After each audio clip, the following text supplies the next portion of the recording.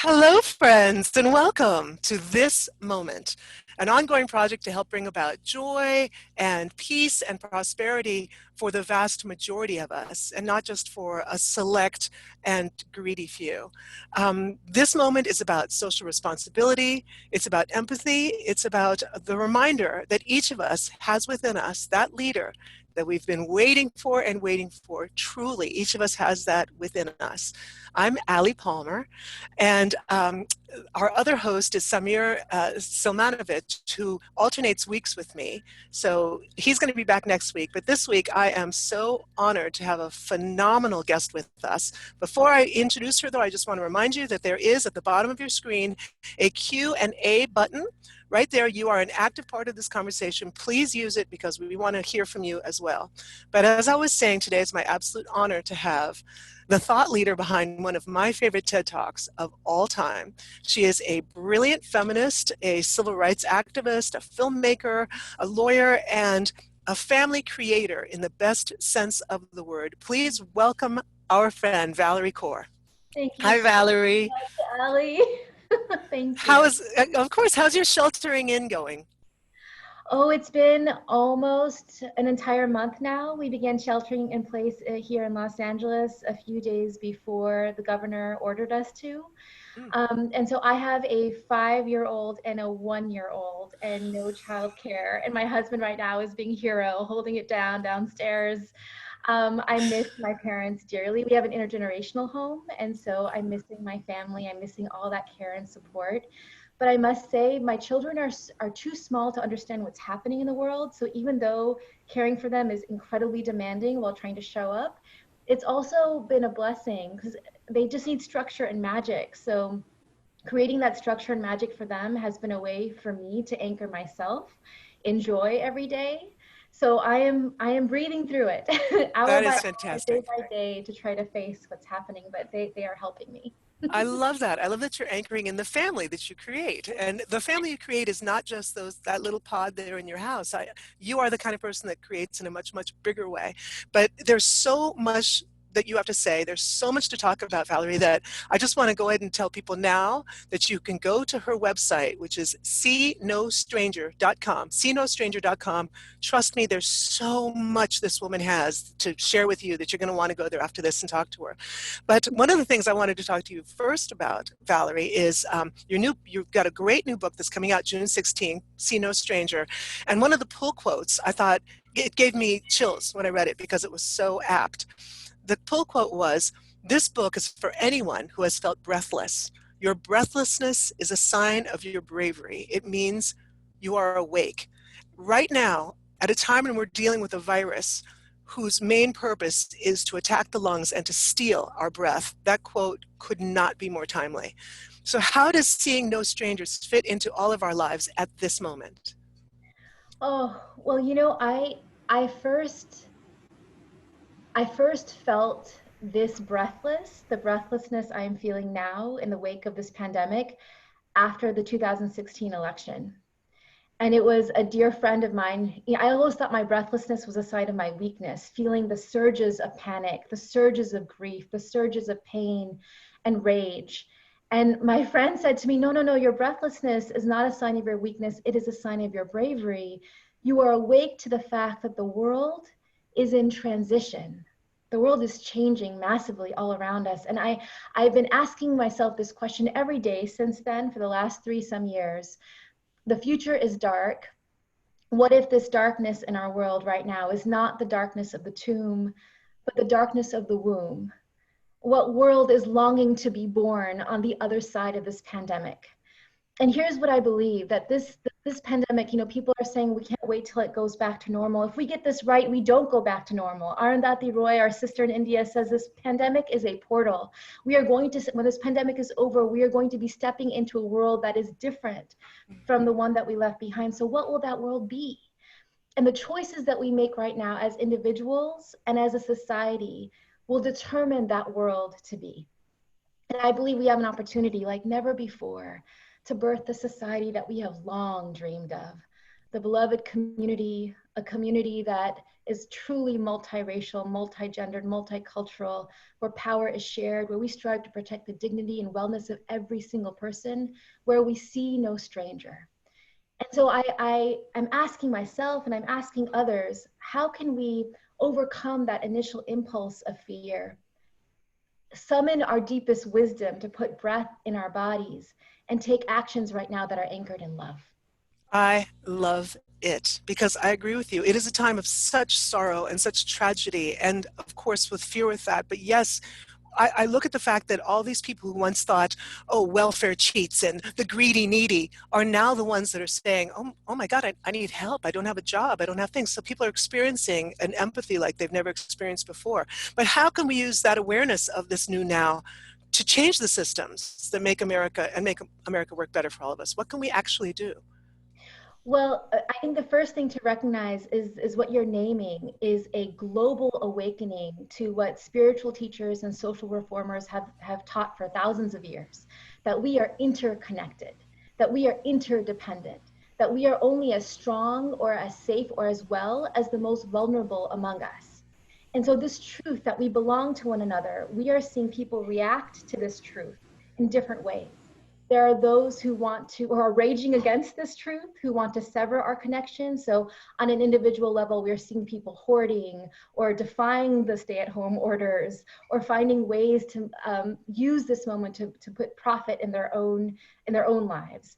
We're seeing governments around the world, autocrats using this crisis to seize power, to expand executive powers, to advance their own agendas. We're seeing our own government use this crisis to shut down the borders and keep them closed, to restrict asylum seekers, restrict access to abortion. We are seeing the cruelest agendas being advanced right now out of that impulse of self-interest, to deny the truth that we are one human family. Yes. At the same time, at the same time, I am seeing more people than I have ever had in my life embrace this recognition of our interconnectedness with acts of love. And you've seen them, right? We've seen 16 million healthcare workers, doctors, nurses on the front lines, risking their lives to fight this pandemic for people they do not know. We are seeing a recognition that healthcare is a human right, that paid sick leave, paid parental leave are rights that we must fight for and keep.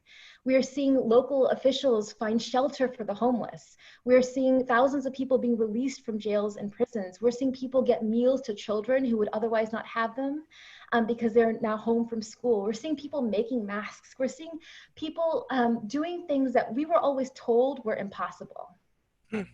breaking open the system, taking on inequity and inequality and racism. Now that we're seeing that Black people are disproportionately dying from this illness, you can't unsee this. You can't unsee the way that the legacies of racism and inequality determine who is most vulnerable in our society, and therefore who we must most show up for. It's interesting that the tiny cracks that we had in our system have now become these giant chasms. But my question to you, Valarie, still is, what do you think people should do? It's one thing to observe it and to feel it and be like, wow, this is wonderful. But it's time, I think, for people to activate some kind of leadership within themselves and take some kind of action. What kind of action do you suggest to people? Live into that. All of those acts, all of those examples I just named, they are glimpses of the world that is waiting to be born. And so I want to ask each of you, I ask myself, who do I want to be in that world to come? What role do I want to play? How do I want to see no stranger? And there are a myriad of ways all around us to show up for our families and friends, and then expand that circle to love beyond what evolution requires, to our neighborhoods, to our communities, to the homeless folks on the street, to the people who are incarcerated, to the refugees in camps. How much farther can we expand that circle? And I could list like 10,000 ways to show up. You can follow Revolutionary Love Project every day. We're posting ways for people to show up. But I think the most urgent thing I want to offer people is, you will know once you just get quiet that right now there's a cacophony of voices out in the world, in our own minds, an endless stream of breaking news that is driven by fear and panic. So my most vital practice right now is getting quiet enough to let the voices of fear quiet in myself, and to access my own deepest wisdom. I call her wise woman. And I Mm. know if I get quiet enough to listen to the wise woman inside of me, she will tell me what I need to do now and next. And that's all I need to know. How do I show up right now with love, through love, to see no stranger, just now and next? And I one thought love follows the that. other, follows the other, follows the other, until we're living into a new way of being. I love that because I keep talking about the new now. And I love the fact that that what you're basically saying is that our action is awareness. It's awareness of what's within and then without here and then without further. It's like what you talk about when you do talk about revolutionary love, that it has to go three ways. You Yes. talk about the fact that revolutionary love, it must begin with love for self. And then can you tell everybody what you say, how you Yes, I am building on the work of Black feminists who've gone before me, Audre Lorde, Bell Hooks. And so I'm defining love not as a rush of feeling or any single emotion, that love is sweet labor, fierce, bloody, imperfect, life giving. It's a choice that we make, a conscious choice. And I call love revolutionary when we choose to labor for others who do not look like us, even for our opponents, and for ourselves, who we too often neglect. And so how can we be practicing love in those different dimensions, and only when we get quiet enough to let our wisdom lead us do we know exactly what we need to do next. I think that's wonderful. I've never been a person who's meditated ever. But as I was talking about to Valarie before, I said there's something about this that has shown me how tense a person that I actually am. And so now that I'm allowing this meditation in my life, it is a practice that is really opening up my eyes in a very deep and amazing way. So if anybody out there is feeling the same way I do, like, what's happening? Try it. Try what Ms. Valarie says. Now, we have a whole bunch of questions here, of course. And like I said before, you can always go to seenostranger.com and find out whatever you want from Ms. Valarie. But here is a question from Elizabeth. How do we share this knowledge with people who are in government in a way that they can understand it? Good question. Thank you. Mm. I think we look to those leaders who are already struggling and striving to embody it. And we can say, like, love in politics is possible when we see leaders who are consciously speaking into it, living into it, making policies out of that ethic. And I see our governors in New York and California really trying to step into that space. I see leaders like Cory Booker who are actively using the ethic of love when they are speaking. I see Elizabeth Warren doing the same. I think that the more that we can point to those who are showing us what it looks like in public life, the more we can inspire others too. But I want to say that I don't think, I don't think we need to look, during during the Obama era, we felt like we needed to look to our leadership, our elected leadership, to also be our prophets. And I think what I'm seeing now is that there are roles for all the rest of us to activate our prophetic imagination and ask those leaders to follow. So we need enough of us, artists, activists, educators, faith leaders, thought leaders, to tell the story of the world that is longing to be, so that we can see it, we can live into it, and that then requires those in office to follow with policy. 100%. I agree with you so much. The power is with the people. We forget that. It's been taken away or it's been quieted for so long, but the power is with the people. Please don't ever forget that once we all come together. I have another question here. Um, what mantra can we use to try to combat the negativity we feel, says AZ? Do you Uh, have a particular mantra that you use? every morning, I mean, I battle my own, I have my own struggles with my own grief and despair. And every morning I've been waking up with these three lines. Um, I get to be alive. I get to be alive today. I get to be alive with you. I get to be alive. I get to be alive today. I get to be alive with you. Do you see why I love this woman? Anybody see that yet? Valarie, that's so beautiful. That's really great, and I appreciate that mantra. And I think it's really really important, that kind of gratitude, that to have that kind of gratitude for this awareness and for this moment, as horrible as it may be. There are so many blessings, and if we don't see the blessings, then we lose everything. There's no reason to be alive unless you see those blessings. And We I have think I think some of us are feeling guilty for the privilege that we have. Like, it is a privilege to shelter in place. Like, you and I are not essential workers. We don't have to be shelving the grocery Speak store. for yourself, honey. Well, we're essential in other ways. Like, we're on the, but we don't have to be out in the world in the way that our healthcare workers, our delivery people, our grocery store, or like the way that they have to. And they're putting themselves at risk at every day. And I remember just feeling almost guilty to letting joy and gratitude into my life. But I say that it is our role and our responsibility to lead, to awaken to what it is that we are grateful for and what it is that brings us joy, so that we can have energy and clarity and vision to make that world possible for every single one of us, including the most vulnerable. I love it, including the most vulnerable. Valerie, we got another question for you, and that is, do you find that more women understand this universal truth of interconnectedness? Asked Karen. I find that anyone who has spent a significant amount of time caring for another human being, a child, a parent, a friend, doing that caregiving work, seems to get it. And that happens to be more women because we are traditionally in those roles. But the capacity to care for another is not a gendered capacity. It is not a biological capacity. It is a human right. It is our human birthright to be able to care and love one another. And so I feel like if enough of us begin to own our caregiving as a revolutionary act, it can then show the rest of us that it is also a political act when we take that outside of our homes and imagine seeing no stranger, laboring for everyone in ways that we can. I think that's absolutely true. And it'll be very great when we stop looking at everything through the lens of gender. Did I lose you? I'm Uh-oh. here.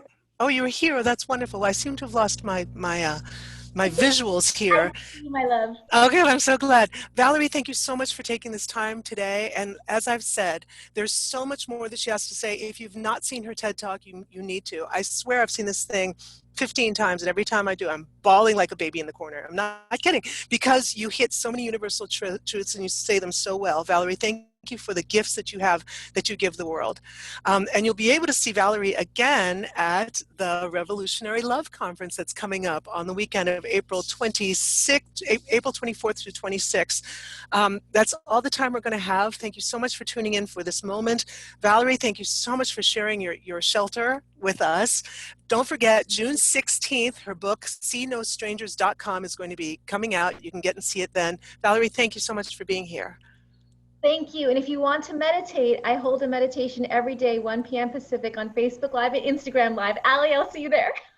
This is the best day of my life. This is the best day of my life. Thank you so much, Valarie. And for everybody else, I want you to know that next week, Samir is going to be back with tools and tips to sharpen your leadership skills. And I'll be here in 2 weeks on Thursday, April 23rd at 3 p.m. with legendary civil rights activist and freedom writer Ruby Sales, who always has amazing things to say. Join all of us, including Valarie Kaur and other inspiring speakers of great faith and hope at the Revolutionary Love Conference, April 24th through 26th. To find out more about that, you can go to revolutionaryloveconference.org, or you can visit votecommongood.org, one of the organizations that's helping put it on and support it.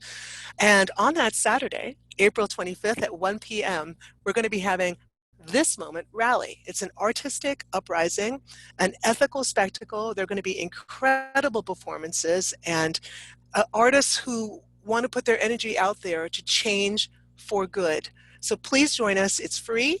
It's at 1 o'clock on Saturday, April 25th. And you can go to thismomentrally.com for more information.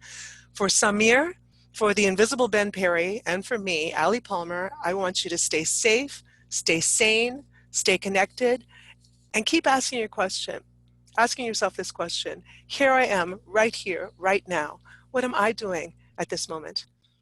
Thank you so much for being here, and we'll see you next time. Thank you. Thank you.